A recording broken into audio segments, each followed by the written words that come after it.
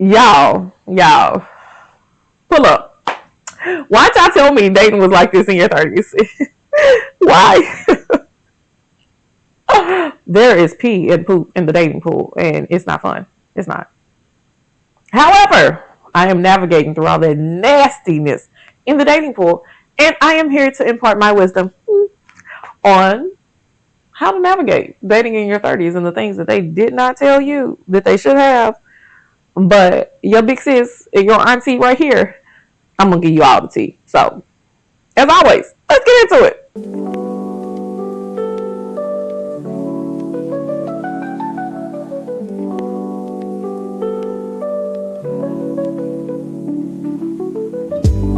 Hey y'all, it's your girl D, and let's be honest, dating ain't what it used to be. Dating in your 30s. Whoo, baby, let me tell you, it's not for the faint of heart, okay? You gotta be ready. Woo, because dating in your 30s is literally like driving around at Christmas time trying to find that one perfect parking space, and everybody parking space is full. Like that's what dating in your 30s is like. You just driving around aimlessly because it seems like it is a pointless and you're never going to be able to, pull up. But here's some things that I have learned, things that I have researched, because your girl likes to do a little bit of research. But here's some things that I think may help you.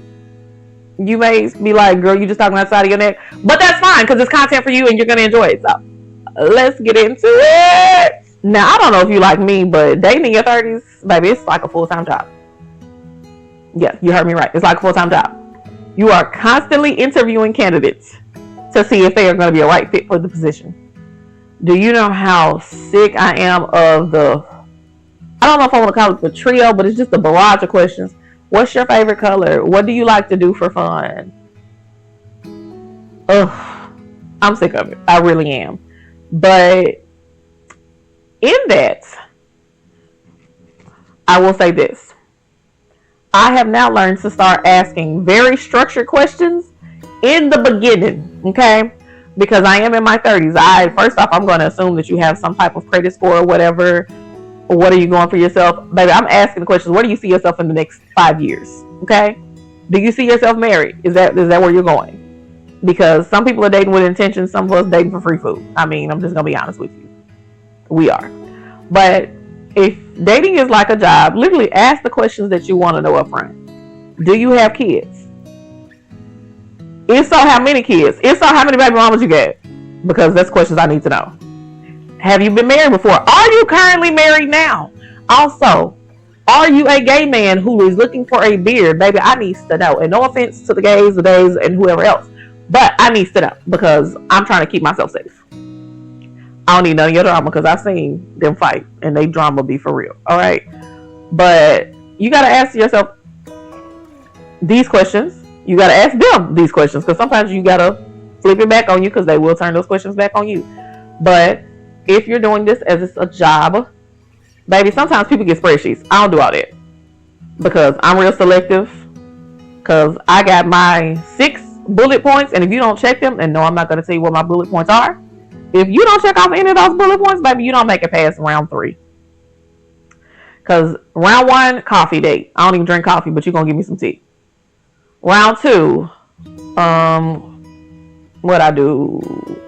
I alternate round 2 and 3. Sometimes round 2 is a dinner date, and sometimes it is a fun activity. But whichever one is going to be like round 2 and 3. One is going to be we going out like to the zoo or something like that to walk around, talk. I need to see how you interact with other people because they're going to tell me a lot about you. Yes, it does. Okay.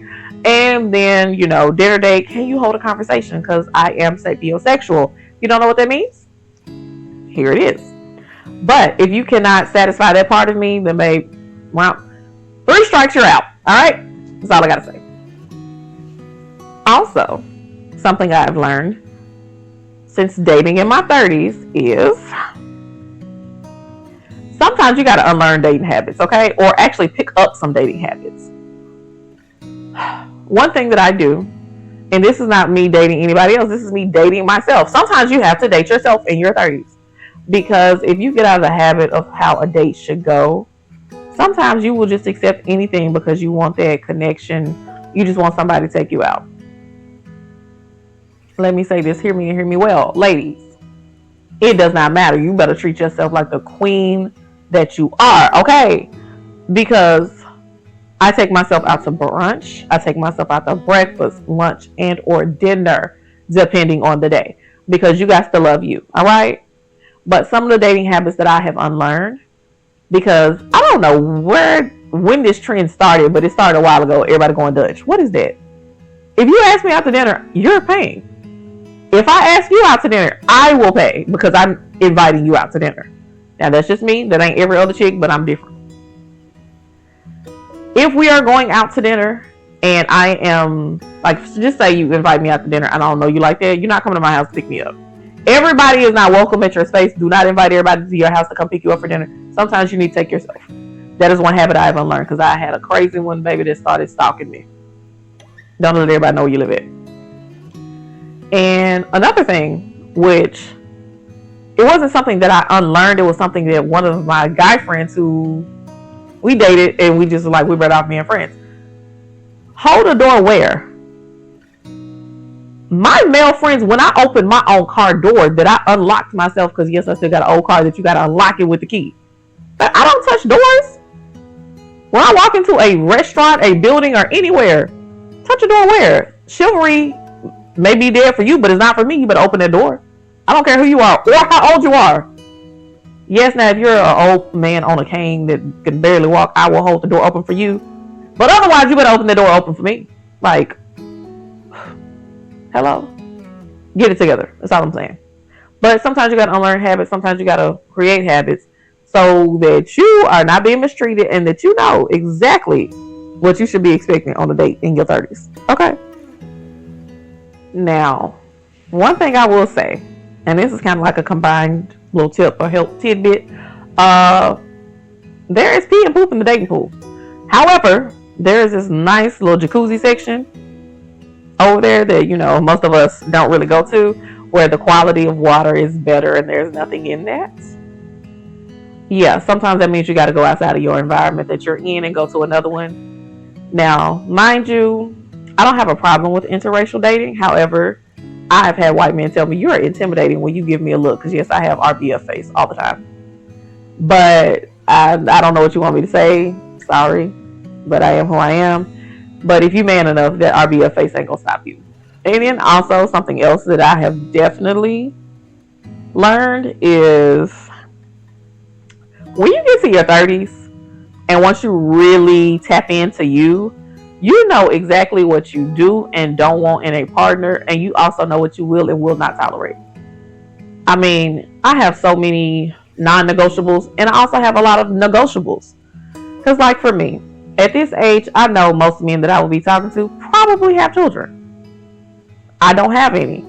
I'm okay. Now, if you got a basketball team's worth of kids, you're a hard no, hard pass. Kudos to you and your fam, but no, hard pass for me. If you don't live on your own, I'm okay with that. That's a negotiable. Because in this economy, baby, I don't live alone, okay? It's hard out here for a pimp, all right? That's all I gotta say. But, like, there are some things that you can work on, some things that I will agree to, some things I won't agree to. But I know what I do and don't want. Yes, I want my partner who's going to listen to me and support me the same way that I would do for them. Because if you're not cheering me on, if you're not contributing to all that I'm trying to do, babe, why are you here? Like, if you're not going to bring any added value to my life, go on. Bye-bye. I can do bad all by myself. But, I mean, that's something that I have learned dating in my 30s. So I got to ask, what y'all done learned too? And another thing that I have definitely learned in my 30s, everybody has a past. I have a past. They have a past. Everybody got a past. However, yes, I paused for dramatic effect. However, when you get into your 30s, you should be realizing, okay, I got some baggage, I got some issues or whatever. Baby, work on the healing journey. I will say this. If I'm looking for a partner and I'm going to use a friend, for example, he struggled with alcoholism. And at one point, he was not trying to work on it. Now, mind you, we was still in our 20s, but he wasn't trying to work on it. But now in his 30s, hey, he is sober, and I'm super, super proud of him. But he took the time to work on himself. Like, a lot of his friendships suffered because people were like, I don't want to deal with it. Now, I'm a different type of person. If we are talking and you know you have struggles and you see that you have struggles, however, you're like, I want to work on them, but I don't know if I can do it right now. But if you acknowledge it and you start like taking the steps towards it and you're actually, you know, seeking therapy, seeking help, whatever it is you got to do to help heal yourself, your inner child, whatever. Not that I'm going to say I'm going to stick beside you, but I'm going to give you grace because I knew what it was like when I had to go through my healing journey, which for everybody, truthfully, is a continuous journey. But I had to go through some serious therapy to deal with childhood trauma. But I have the grace to extend that to you the same way that nobody extended me grace when I was going through my journey.